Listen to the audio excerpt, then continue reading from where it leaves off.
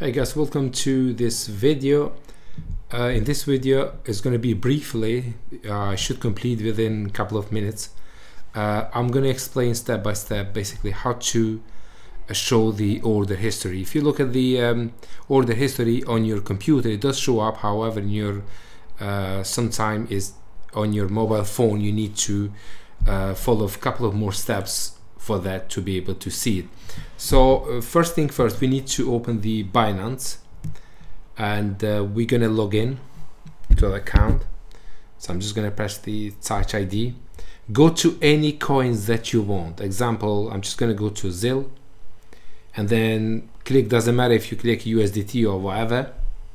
You need to either click buy or sell. Doesn't really matter. The option in here, which is green and red, buy or sell. So I'm gonna press buy. Once you press buy, you have this little icon in here. Have a look at the one at the bottom. So click on that. So once you click on that, then you have the open orders and order history. Open orders, they are if you use a limit to buy or sell on Binance, and order history, that's the one we need. So if we click on that, then we're going to see example, the price that we bought, the price that we sold, and everything else. Because sometimes, let's say you are not by your laptop or computer and you may be far away somewhere and you want to have a look, basically that you may forget that how much you bought because the prices change very quickly. So sometimes you need to buy with your phone when you are somewhere else, you are away from your computer. And if you want to see that, you may forget and say, oh, like I forgot what was the exact price that I bought, and if I'm, you know, in profit, so at least I can sell it on the market.